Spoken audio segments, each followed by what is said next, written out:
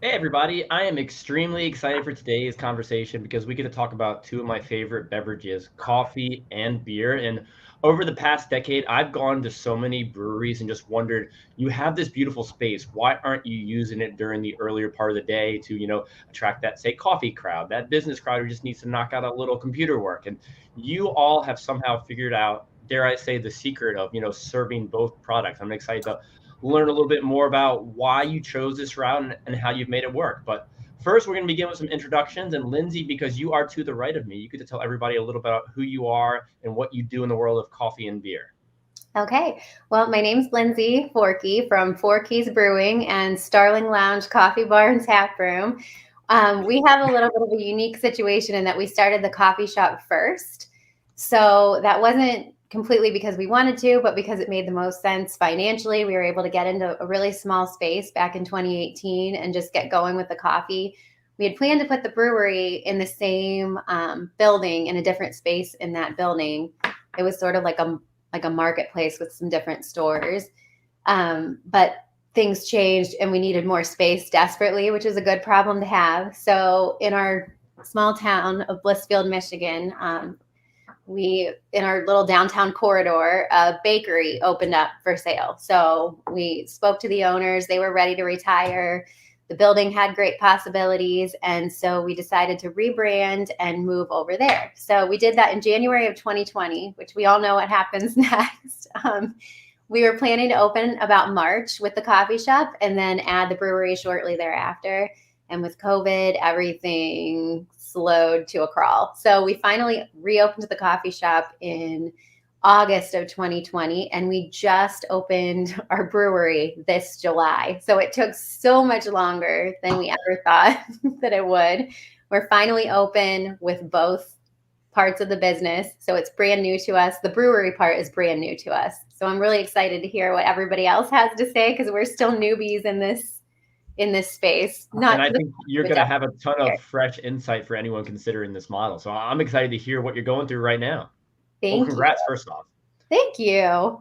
Now, Steve, you all, Honeybee, started as a coffee shop first, correct? And you Yes. approached them about adding beer. Is that what happened?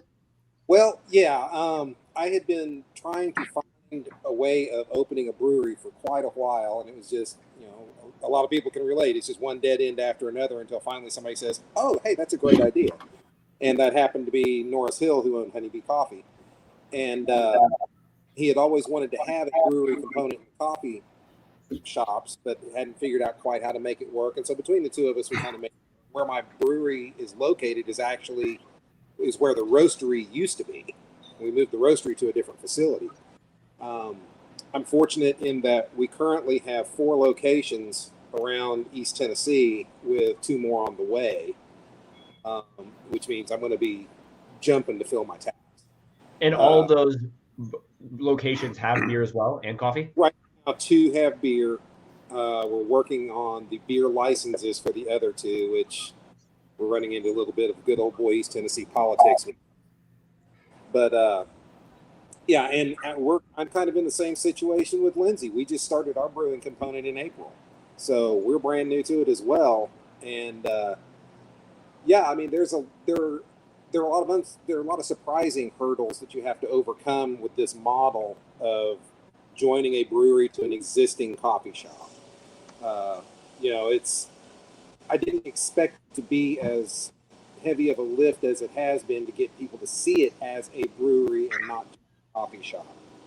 Oh, you have beer? Yes, we do. So that's kind of where that is. So we're fortunate that we do own our own roastery. So that gives us a lot of options coffee wise to pair with the beer. I'm excited to So learn more about that shortly. Now, yeah, Corrie, you're probably less than, 10 miles from where I'm sitting right now. Tell us a little bit more about who you are and what you do. Yeah. So we opened in July of 2020. So that was crazy. We were also supposed to open in March, but we're able to open in July. We have a huge outdoor space, which was what allowed us to do that. From the very beginning, the goal was to be a brewery and a coffee shop. So we did the whole building build out with that in mind. It was very intentional. The owners, there's two sets of owners of COVA. One set wanted to open a brewery in this area, and the other, they were hosting some meetings to see if there were any community investors that would be interested. They ended up coming across a couple who wanted to open a coffee shop in the area, and thus COVA was born. So they teamed up, and now we have both. And so, yeah, it's been wild. Our staff are actually cross-trained to do everything. So we don't staff for the coffee bar or staff for the brewery. Everybody does everything, which is a tremendous help with scheduling, but also with payout, because you have two very different industry standards for pay operating in one building, just how that structure works between base rate and tips. So we have really benefited from that structure. You're diving into all the great conversations we're going to have over the next hour. There great we go. Right there. Sorry, I got ahead. You know, for anyone not in Virginia, Corrie, what does COVA stand for? It stands for Coastal Virginia, but the way our logo is, the OV in the middle is underlined to highlight Ocean View, which is the neighborhood that we're in. And I'll shout out, we just had our workshop here in Norfolk, Virginia. Our area is very underrated in the larger scheme of craft beer nationwide. Everybody come visit, see Corrie and I. Now, Morgan, you are in a place that's very much known for beer, but you also do coffee. Tell us a little bit more about who you are and what you do out in Colorado. Yeah, so Morgan OSullivan, co-founder of Flyteco Brewing and now Flyteco Tower. We opened up as a brewery in March of 2019, so we were fortunate enough to be one of the ones that had a year under our belt before the events of COVID. And as those rolled out, our coffee shop concept was kind of born of those times. Had a lot of extra time during various shutdowns in the building by ourselves, canning beer and figuring out what we were going to do next, realizing that, we were paying rent 24 hours a day and we were opening up at 3 p.m. like many traditional breweries do. How would we generate some revenue in the morning? We had tried some early morning night shift happy hours. There's a hospital fairly close to our location and tried to target that market. But, it was a little hard to get traction promoting beer drinking at 7 a.m. Some people would come do it, which was cool. So we ended up landing on coffee, which is a little bit of a passion of myself and my two co-founders on the side.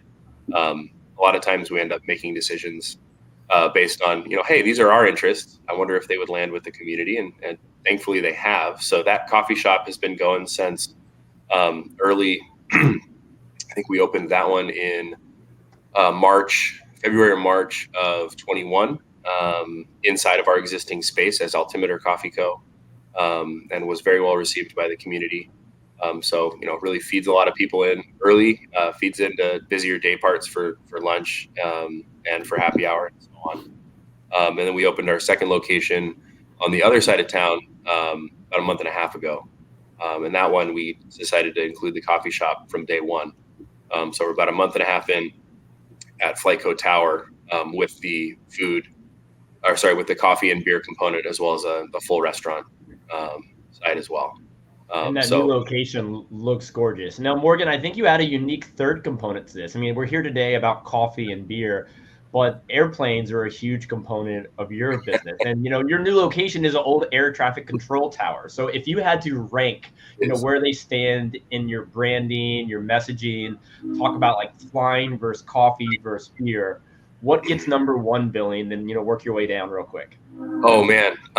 It's really hard to It's say. Not a fair question, I know.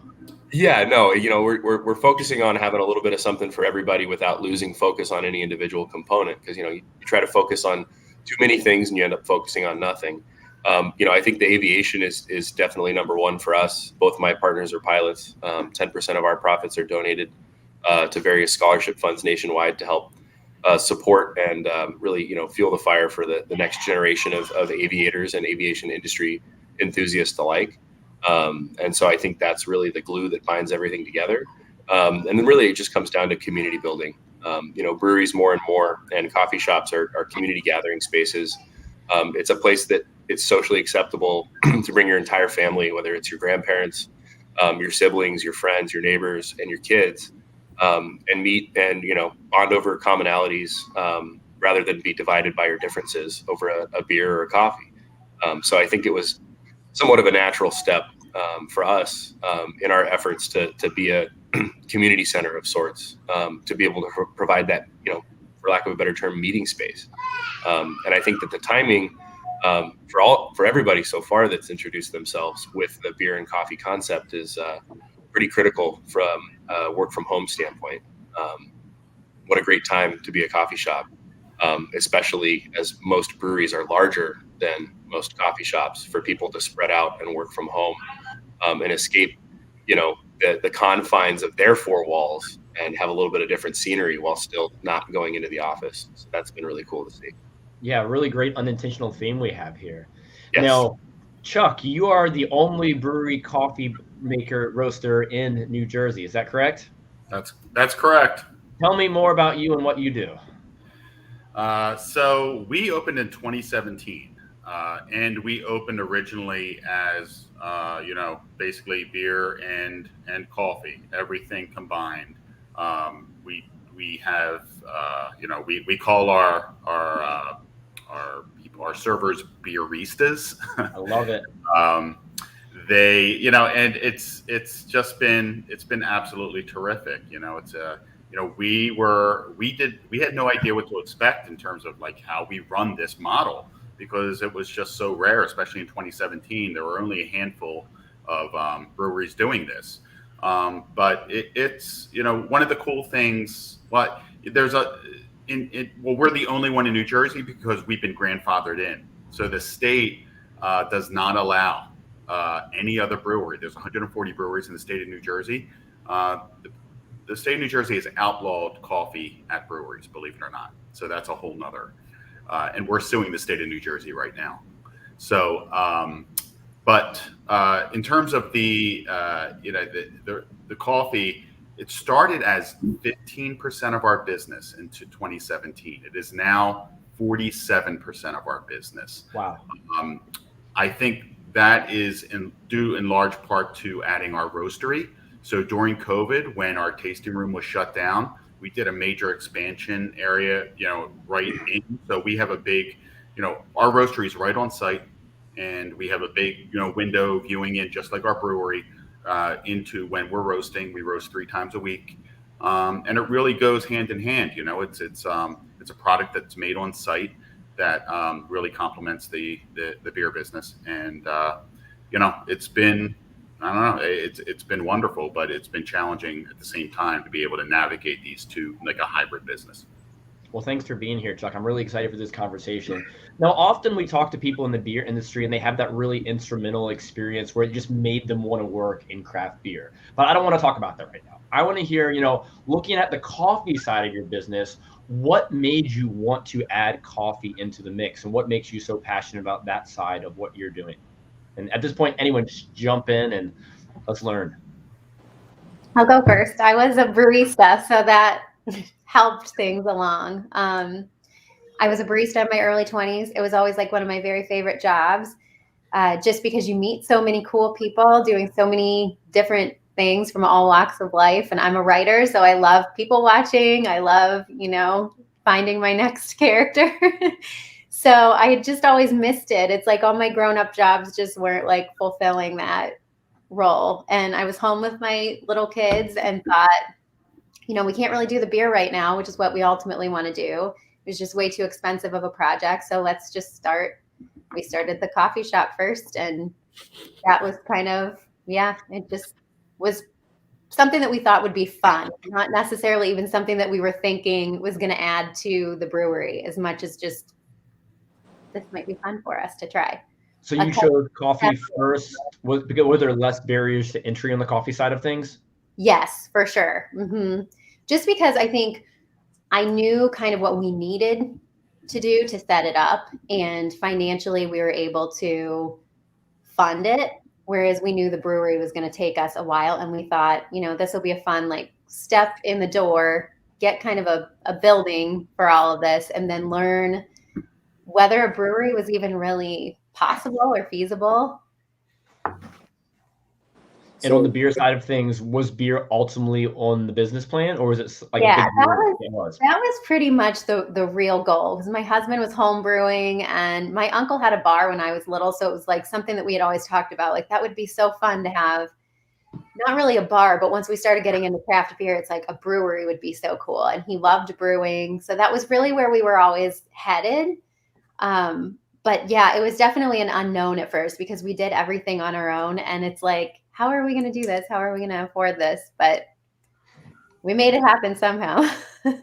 Took a lot more time than we wanted, but that's a familiar part of the story. Yeah, it always takes longer, even when you get started. Mm-hmm. Yeah, I kind of touched on it, when I introduced myself, but we added the coffee shop to fill hours of our day, and we talked through a couple of different options of what could we do early on, and it was during the shutdown, so we had a lot of time to talk, and we saw this big work from home movement, and we're like, hey, we have a 5,000 square foot beautifully decorated tap room with space for people to spread out. How do we capture some of that? And so adding coffee in the morning, still, serving beer after 7 a.m. when it's legal to do so, because the taps are right there. It's not difficult. And so, yeah, slowly started growing the coffee side. And then kind of became passionate about it along the way. I've always been a coffee drinker, but more for fuel than for flavor. And really started to understand more and more about that process, and realizing that, a lot like with brewing, or honestly anything that you come in contact with, that rabbit hole goes way deeper than you could have ever imagined. And so the science behind it and how intricate it can be, and how many different variables go into affecting that process, from the roasting side that Chuck's doing, all the way down to where the barista and the finished product, how long your front door has been open, and changing the barometric pressure of the building goes into how well the shot gets pulled, and everything in between. So really fell in love with it from that standpoint. And then we were able to, we don't roast our own beans. We were able to partner with a local roastery, Queen City Coffee. And so we buy all their beans. We bring in a couple of other rotationals from time to time. We try to find other companies. We've been able to find a couple of aviation themed coffee roasters. And so we bring in some of their stuff, but then Queen City's our mainstay. And it's been nice to educate the community about their process, and the fact that, Scott goes down and meets all of the growers that he buys from, whether it's in Ecuador or in Africa, and really, makes sure that the dollars that he's investing into their economy go directly to the grower and the person that can benefit the most. And so it's been nice to add that layer of ethical sourcing to our business model, and share that with our community, beyond just providing the gathering space and the work from home space, which has been huge. And the coffee side is interesting compared to beer for me, anyways, in my experience, because new brewery opens up, new restaurant, new brew pub, whatever it is, and myself and anybody that I come in contact with are always interested in going and trying out a new spot. Hey, new beer. Let's go check it out. And, if we like it, or the vibe, or whatever it is, we'll keep going back. There's a lot more trust involved with coffee. It's very much a part of your routine. Just, it's almost the opposite of, hey, I want to go check out a new brewery. It's like, hey, I hope my coffee shop never closes. Like, I don't want to go anywhere else. It's how I start my morning. A lot of times these are the first people that I see outside of my immediate family. They see me before I have caffeine. It's a delicate situation, and first kind of communication of the day. And so it's been very interesting on how to approach that crowd, how to market to that crowd, how to build that trust, to get people to jump ship from their existing coffee shop and win them over to yours. And it's much more difficult, I've found, than getting somebody to come in and try a new beer, because people are always looking for new beer. They're not necessarily looking for new coffee. They're looking for consistency when it comes to caffeinating their day. Such a great observation there. Now, Lindsey and Morgan, I know both of you operate your coffee shops under a different name from your brewery. Is that correct? Yes. I'd love to hear from everyone, why you chose, if you did to use a separate name, to go with that separate name for your coffee shop branding, or all of you who went with the same name. I'd love to hear your thoughts on that process, and jump right in at this point. And Chuck, because you're unmuted right now, you get to go. Yeah. So, it's interesting. That's really relevant question right now because we're opening our second location, right? And as I mentioned before, we are Death of the Fox Brewing Company, right? That's our product. That's our beer. That's our coffee. That's the coffee that we sell for wholesale. That's the name. Now we are going into our second location, which will be, due to state regulations, coffee only. Okay. So we are now expanding into the coffee side only because the state won't allow us to have both beer and coffee in our second location. And that's a long story. You can look that up. But essentially, so now I'm confronted with the issue of, well, for the second location, do I call it Death of the Fox Brewing Company? And the answer to that is no. So we're opening up in a university, a big university town. And we've decided to call the second location something else, but then kind of have like featuring Death of the Fox coffee. So the coffee itself is going to remain, but what we didn't want to do is have brand confusion. People going to the second location expecting beer, we're going to promote and grow our brand in the second location, but it will the coffee shop itself will be called something different. So I feel like this one question is an hour-long topic. I feel like every topic we're throwing out today, it could be spread out over an hour, but dive into it, Morgan. We started when we spun off our coffee shop, we started it as Altimeter Coffee Co. For a number of reasons. One, the primary reason being, let's use this as an incubator to see if we know how to run a coffee shop, if this thing is, a viable business model for us. And, as Lindsey mentioned it, the cost of entry is significantly less, at least, on the actual making of the coffee. I'm sure the roasting side, I'm sure, has a little bit more to it. And so, we did it with the idea that if it grew to the point that we wanted to open another standalone location, like Chuck's doing now, the coffee shop could stand on its own with or without beer. Maybe we'd have a few taps at that second location. We went down the whole route of trademarking the name, weren't able to get it due to some, fun laws there, which we are familiar with, but didn't think we would run into on the coffee side. So we ended up not securing the rights to Altimeter Coffee Company. So when we opened our second location for the brewery and brought the coffee shop with, it's now all under one name. And then in an attempt to do what Chuck's doing and provide less brand confusion, but still the same familiarity of, hey, this is an existing brand. Our new spot is Flyteco Tower, whereas our original spot is Flyteco Brewing. Altimeter Coffee Co. is still within Flyteco Brewing. We just decided not to do anything. At this point, it's not worth changing and reabsorbing it in a public sense from the name, but it also wasn't worth bringing the name over to the new location because it doesn't have legs to grow beyond being inside of a Flyteco location. On one hand, having Altimeter, it was a little bit of a benefit for SEO because we do have the ability to have our own Google page, coffee specific reviews. We show up a little bit more when you search for coffee shop near me, and there's less confusion of, does this brewery have a coffee shop? Does this coffee shop have beer? They're, two different dots on the map, both at the same physical address. So that's been helpful, and that's been a challenge to show that at the new location, because if you show you have every service, you don't necessarily rank as high for any individual one of them. Whereas if you're seen as more of a specialty business, you rank higher in search results in that particular category. So that's a challenge that we're currently facing at the new location. How do we show up on the map, so to speak? But people walking in the front door, they didn't really know anything different. Yeah, there's a different stamp on the cups. There's different stickers available. There's, a few different merchandise items available in the shop.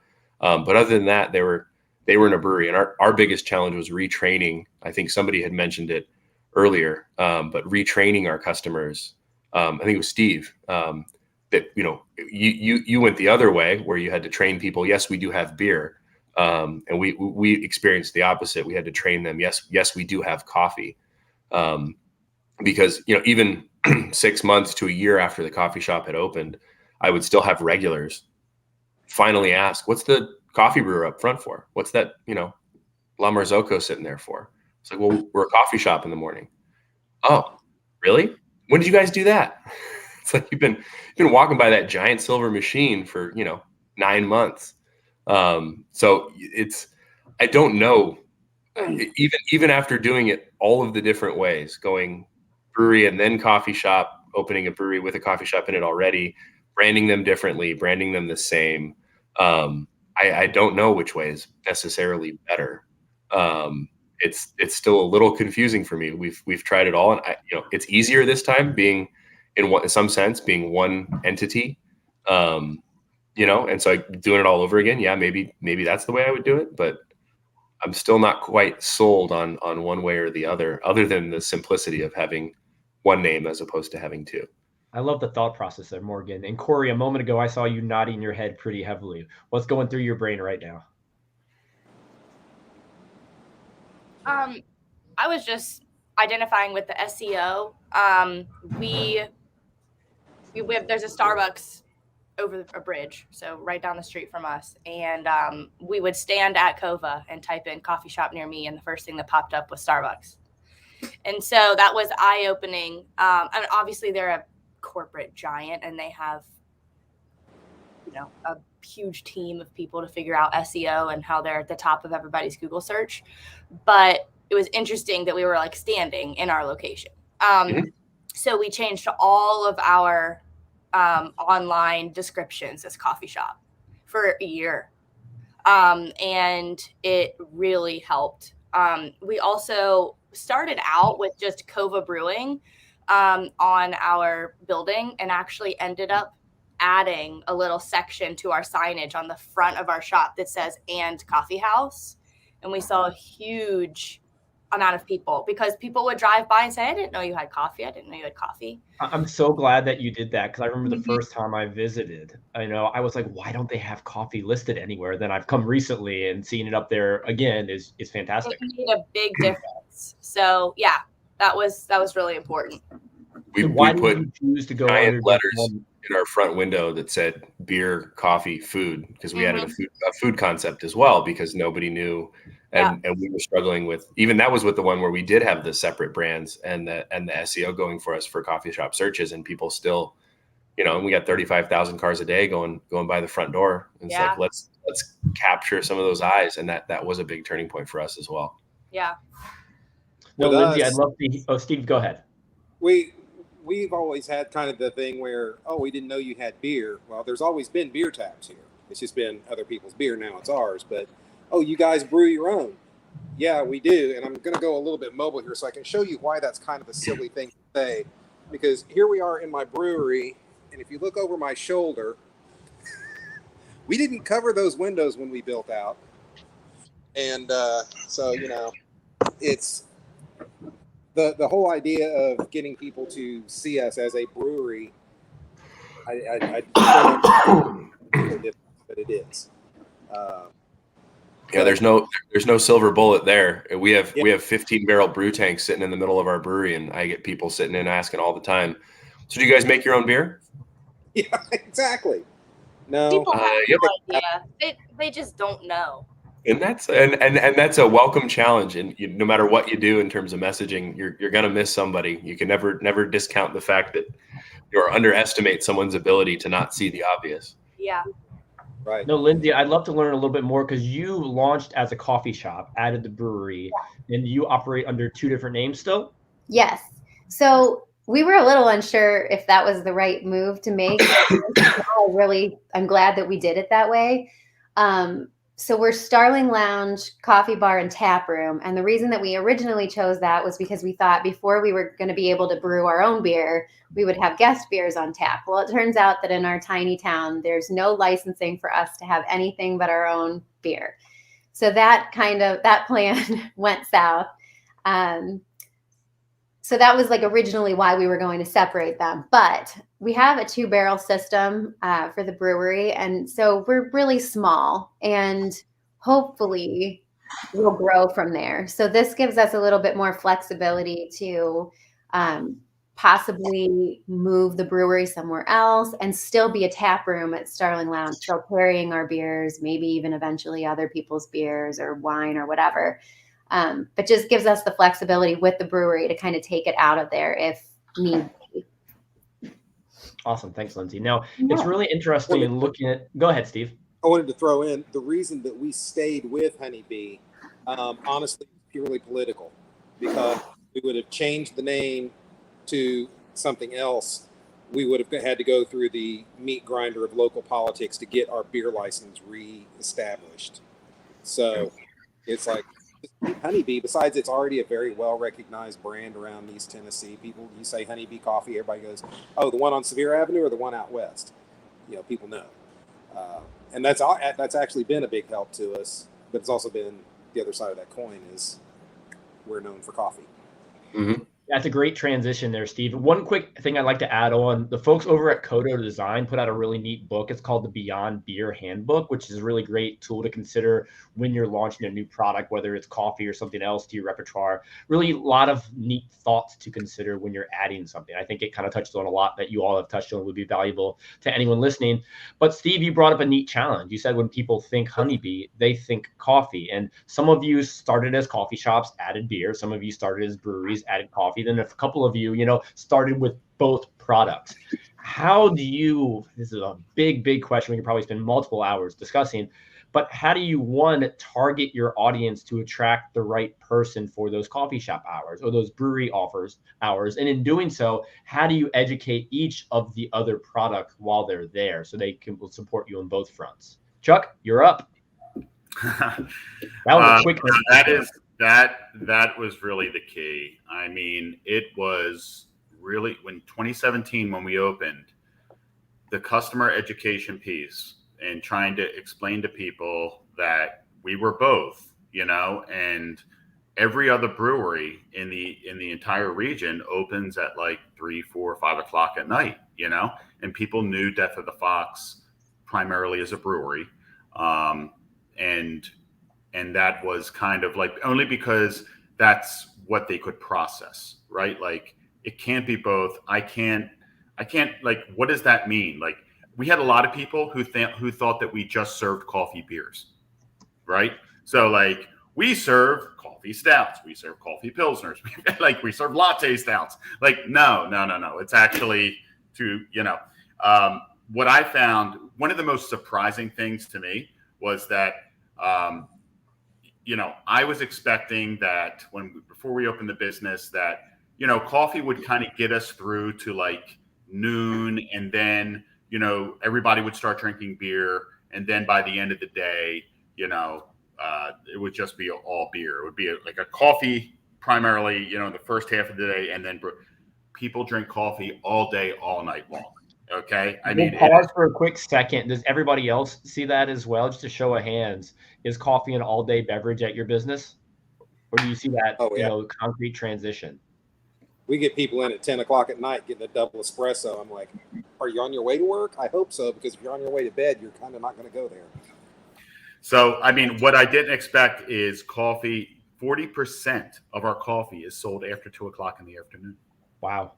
Yeah, and that's with a very healthy carry-out morning business. But it's just, it becomes, like teenagers, college students, they love just coming in and getting a espresso drink and hanging out. Tons of people working with their laptops and that type of thing. It's truly like both of them are together. At the very beginning, it was challenging, and I'm still educating customers about it. The SEO is incredibly challenging. I mean, our brewery pops up all the time, and our coffee business, even though it's been going for 5 years, and it's really interesting. I think it was Corrie who said that, just marketing yourself, that's a huge risk to be able to say, okay, we're taking away all of our tags and our marketing and just focusing on being a coffee thing.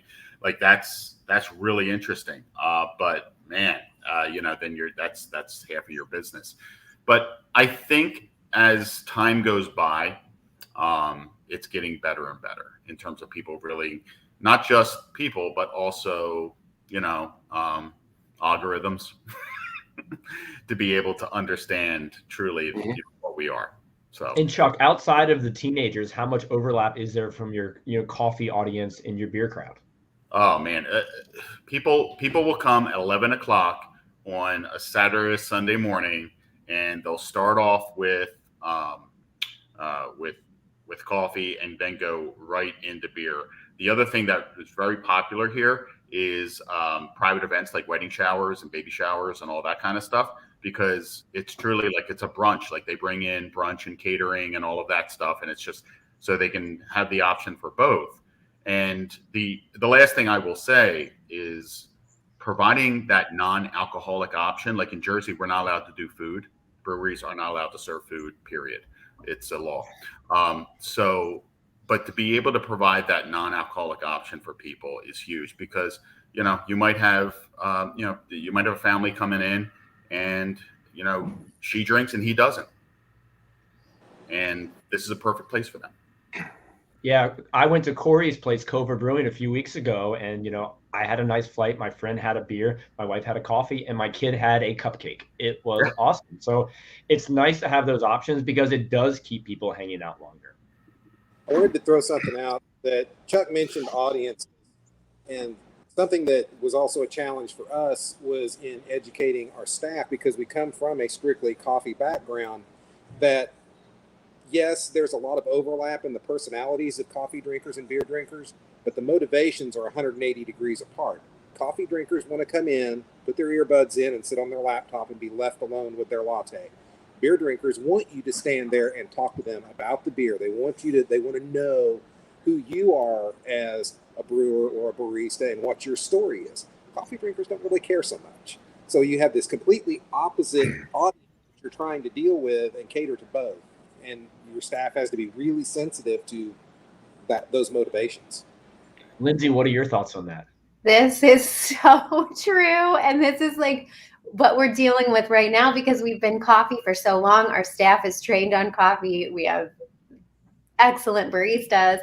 And now we're trying to get everybody into this evening routine. And I myself have a really hard time with it. It's just very, very different. There is some overlap, of course, for the reason that you described. People will come in and their kid will get the cupcake, and their wife gets the coffee. But also we struggle, and this may be because we're in such a small town, with people know us as a coffee shop in the morning, and we have the espresso machine going till 4, and then we have like a PM coffee menu as well. But it kind of turns into like a bar after like 6 p.m. And it's so not what we were going for. So I think we're struggling to, and I was thinking as you guys were talking that maybe the solution would be to keep the espresso machine open until we close at night, and, encourage the coffee drinkers to come in to keep that atmosphere kind of consistent. Because I think as a brewery and a tap room, we're looking for something, especially with the coffee shop, we're looking for more continuity in the atmosphere throughout the day and night.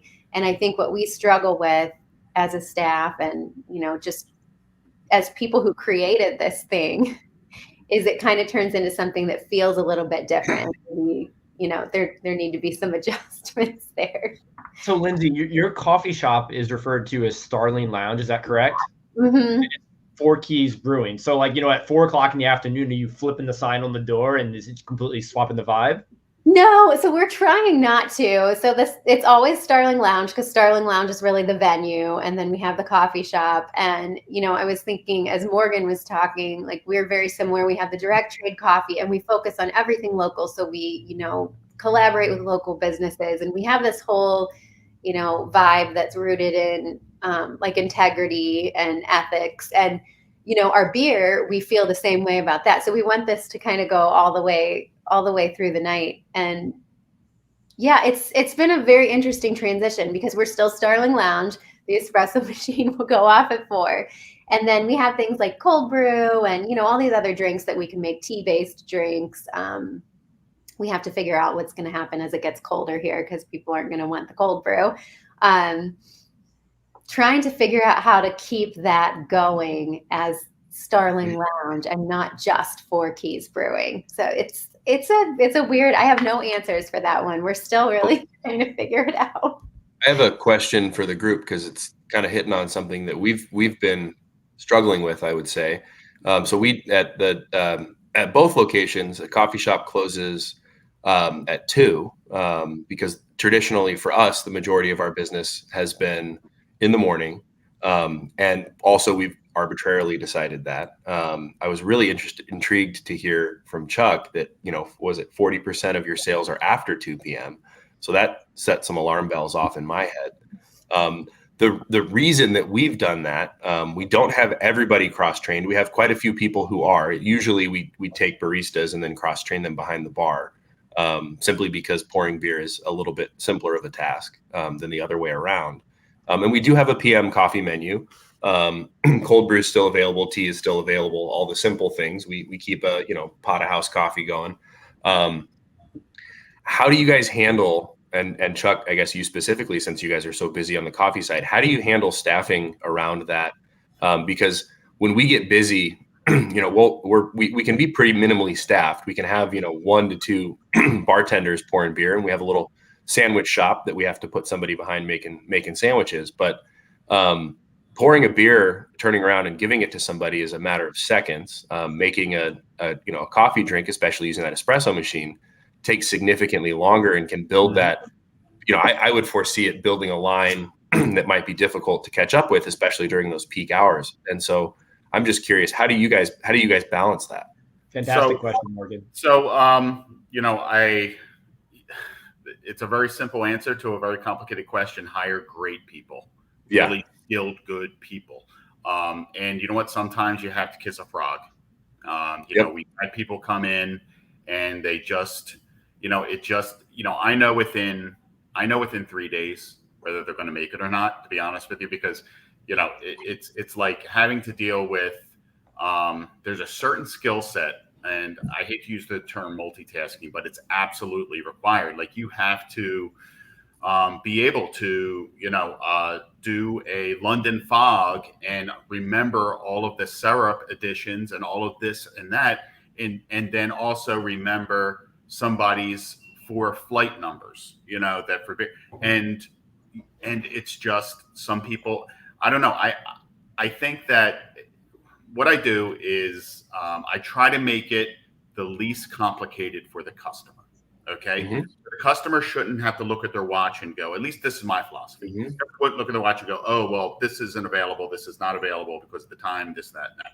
So I wanted to, because I considered all that. And then I just thought, you know what, if I hire great people and, we really, it's going to be probably painful for the first couple of weeks, and especially the first couple really, really busy days, like on Saturday and Sundays.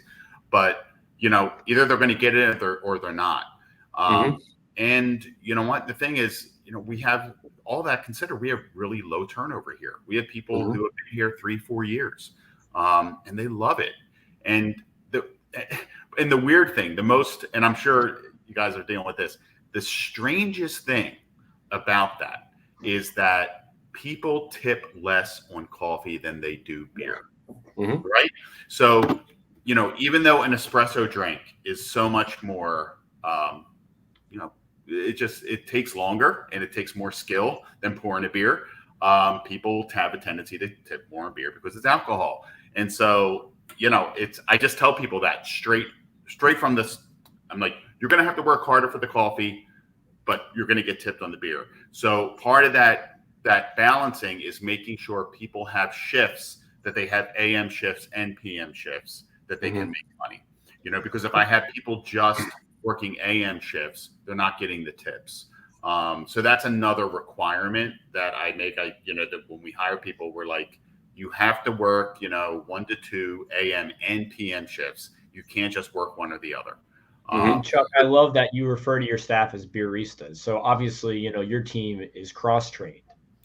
Everybody has to be cross-trained. There's no exception to that, because guess what? People call out sick. For everyone else today, who knew? And Steve, I'd like to go to you on this one first. Looking at all of your locations, are people, your guests, are they ordering the coffee and the beer from the same location like at Chuck's? And, yes or no, if they are, is your team cross-trained? I would love to hear about that. Each of the spots you have. I wouldn't call it necessarily cross-trained. They all know how to pour a beer. But like I said, the challenge is getting them to understand the motivations behind the beer drinkers and engage with them more than they do the coffee drinkers. And I always tell them, when you're back here on the way our bar is set up, there's a back bar where the taps are. And that's where we do our beer sales. And I tell them, when you're on that back bar, you're working for 20% commission, period. You're going to get your base salary, but you're going to get tipped about 20% on whatever you sell. Sometimes, some people that resonates with them, others it doesn't. We do have, and Morgan, this might apply to you as well. When you're talking about staffing, we have a guy, and I call him my apostle, because I love your beer. I want to do everything I can to make sure your brewery succeeds, and he's great. He's like a structural engineer at Oak Ridge National Lab, and he works 2 shifts a week in here on the bar because he just wants to do it.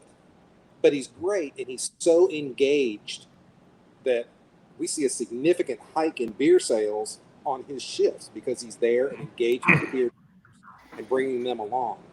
So to your point about staffing and training, no, he's not trained as a barista. He's not going to make you a cortado, but he's bringing in a lot of money off of there. And we also have our other 2 baristas up on the coffee side.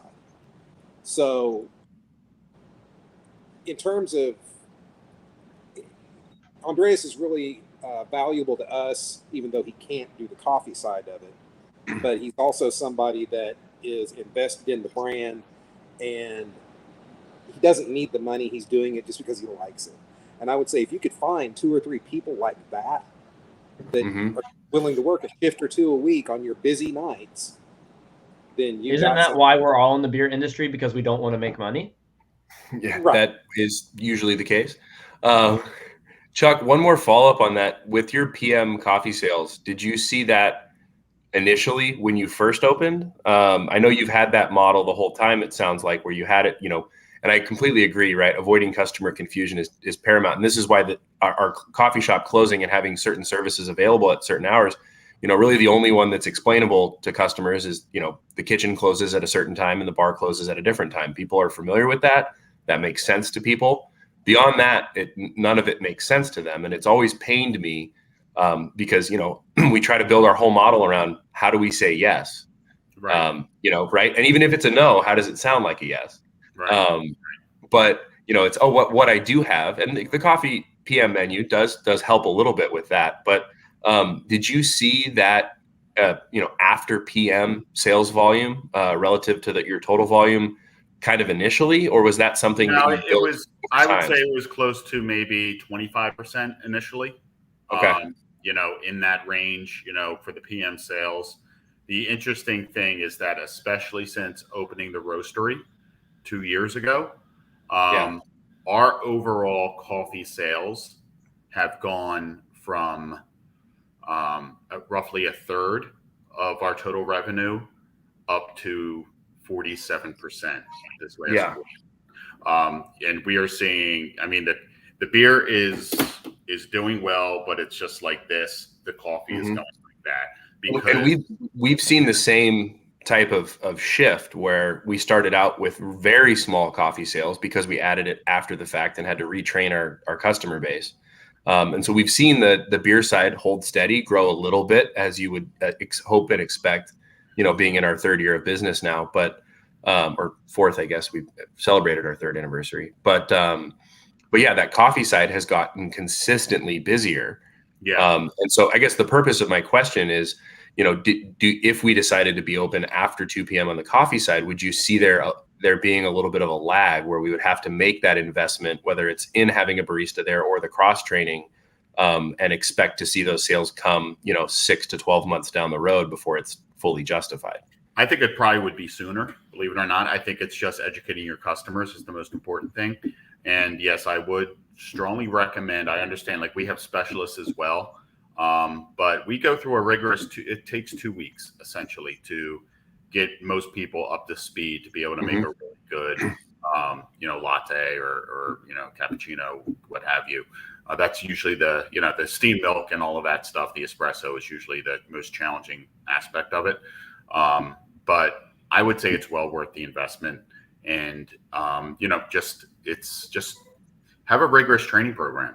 I mean, we have in our training book, we have a checklist of 10 different things, and, they don't start receiving tips and being a beerista until they can nail those 10 things. And we've had some people take a week and other people take, 3-4 weeks. And then some just didn't cut it, and that's okay too, because but again, it's we knew none of this going in. We knew none of it. We just kind of learned as we went.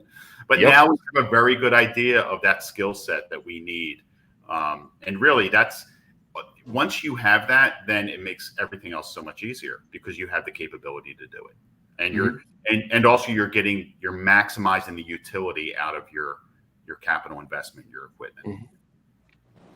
Cool. Thank you. Sorry to take up so much time on that. That just, like I said, alarm bells went off. And so I'm like, hold on a second. Question for the group. How many of you actually design coffee beers into your regular rotation? You all are doing all the work for me today. This is fun just to learn.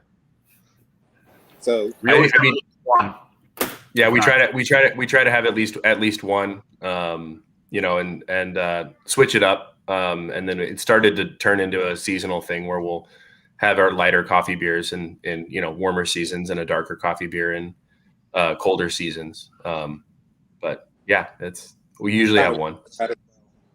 It's fun. Collaborations. I like it. Corrie, I'd like to come to you for a moment about the staff training, because I know at COVA Brewing, you have the coffee bar on one side, and as an aspect of your business that's really unique, you have a pour your own beer setup. I'd love to kind of learn, do you cross-train your staff? What's that process like when you hire someone, and what's their responsibilities look like? Yeah. So we have separate ends of the house. So we're not delivering coffee and beer out of the same area. It's a small building, but it's still, there's a coffee bar and then there's a beer wall across the way. And so we, I think there was conversation earlier about hiring for people knowing how to multitask. The word that keeps coming to our minds at COVA is just the situational awareness is a huge thing that we're always telling our staff is you have to keep your head up, because we have our staff could be pouring a beer or helping a customer pour a beer and then 10 minutes later be over at the coffee bar because our shift leads are actually organizing the shift and they're flexing as needed.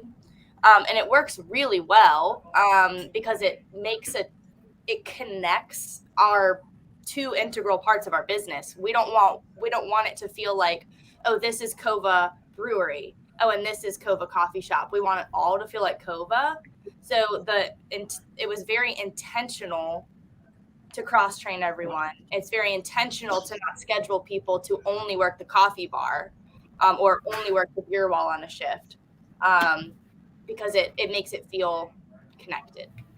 Corrie, I love that. And Morgan, it's something you talked about earlier, just educating your guests that you do coffee and you do beer, not having to show up for 6 months, order a beer and be like, what's this piece of coffee equipment doing here? Yeah. So question for everybody, how do you best educate all of your guests that you do both? Is there any strategies that work? Is it something like when someone buys a beer, hey, come in tomorrow morning for $1 off a coffee? Are there any unique promotions that have worked for you or just simple education tools? You just kind of hit on it. The number one thing that has worked for us in either direction, teaching the coffee crowd that we have, beer and food or vice versa, is that strong internal marketing push. The person that's in your building already knows how to find you, where to park, and enjoys something about your space. And so it's always been my mindset that that's the perfect person to introduce to a different aspect or a different day part of your business. So we have advertisement reels going on our TVs anytime they're not playing sports.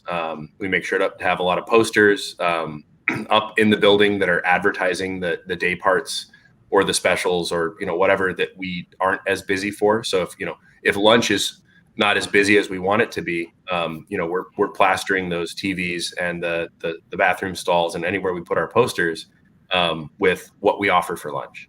And what we offer for the coffee shop. And so trying to funnel people that already know how to find our building and enjoy it into a different day part. And we do have the, either, it's a free drip coffee or $1 off a premium coffee drink cards up front at the regular. And so, people are coming in for beer and we'll hand out, hey, come back for a coffee. And so, I think that that has been the most tangibly successful way to market our coffee shop, because it's to people that already know how to get there. And then, you get into the world of SEO and marketing outside of your four walls, and it gets much more convoluted. There's a lot that works, there's a lot that doesn't, and there's a lot that you just don't know if it's working or not. So you kind of have to just try to do everything and hope to see some return on that. But yeah, the biggest success that we've had is marketing to the people that are already coming in and just introducing them to a different day part. Very cool. Anyone else want to chime in on this one? So this is our biggest selling T-shirt. Are you ready for it? Let's do it. Coffee and beer. It's a beautiful shirt. It literally just says coffee and beer. Just keep it basic. And I see people walking around all the time. And that's how we brand ourselves. We're coffee and beer, and just pretty much. We also have a couple others. One that's more of like kind of a Zen, yin yang type thing that has coffee beans on one side and hops on the other, and it's all like a swirly. It's just like, I think, doing creative marketing to be able to say, we're bringing these two worlds into one, and the thing is, I think that it's almost, it becomes a multiplier, right? Like I'm not sure if I'm curious, does anybody have a direct competitor in their region that does both coffee and beer? So my suggestion would be own it. Like, just own it. Like, be that, because nobody else is doing it. And it really distinguishes your brewery from every other brewery, or your coffee house from every other coffee house. So, but just don't steal Chuck's T-shirt idea. That's the only rule there. You can't take it.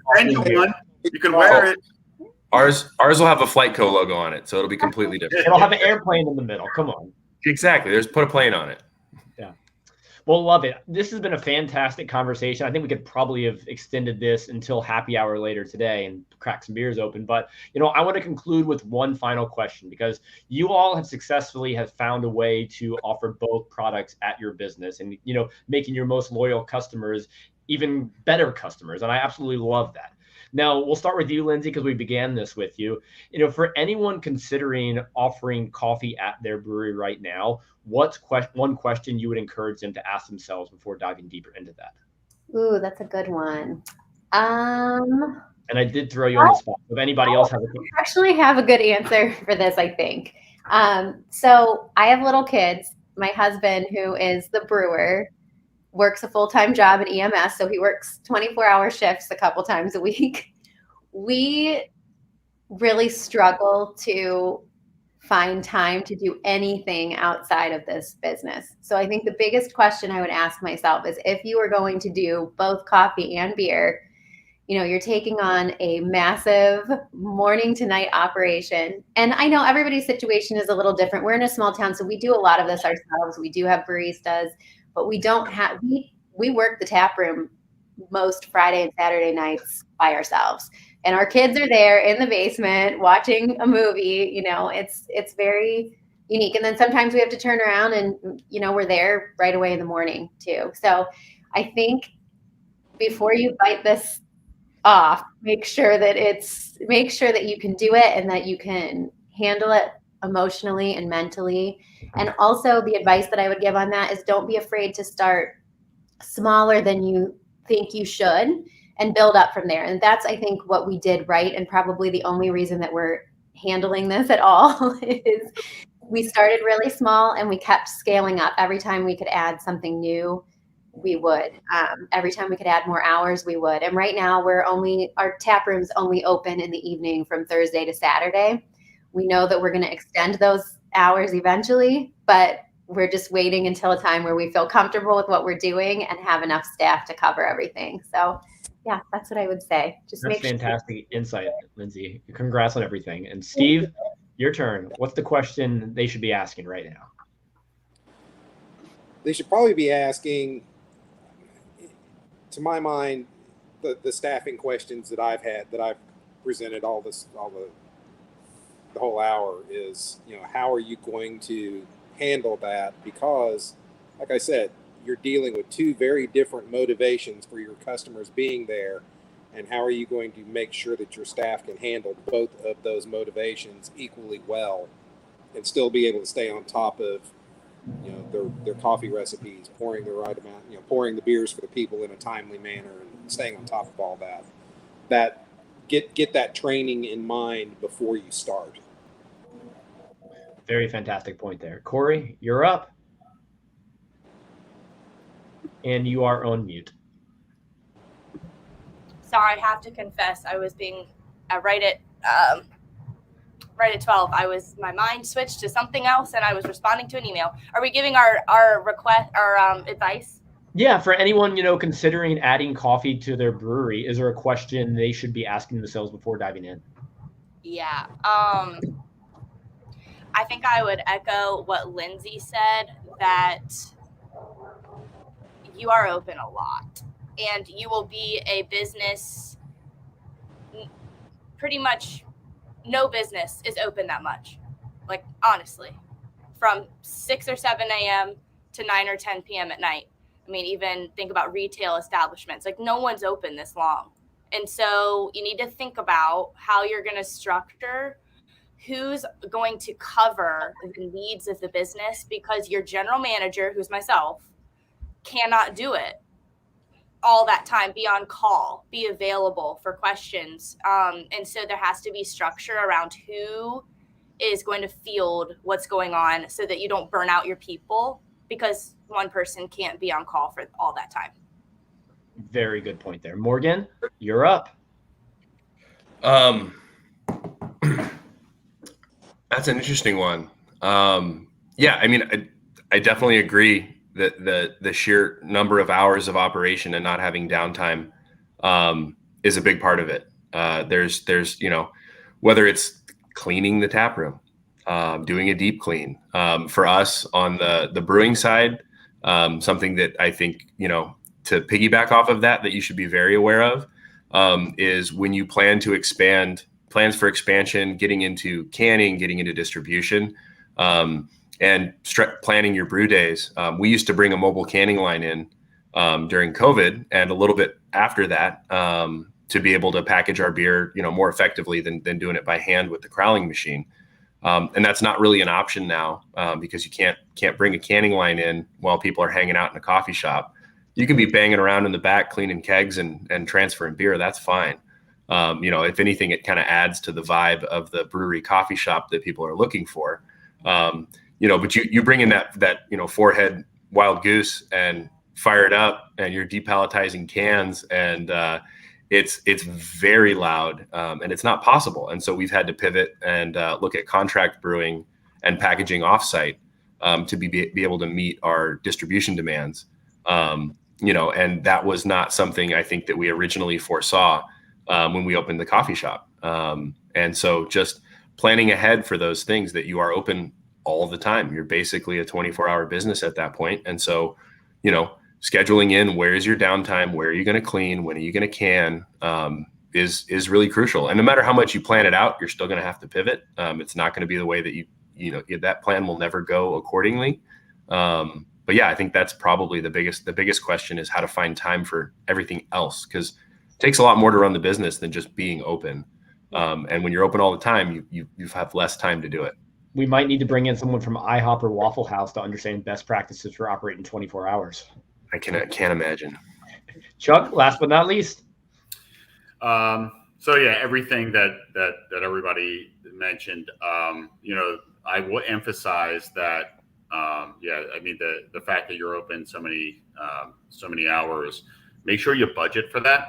Make sure that you budget for paying good people. Okay.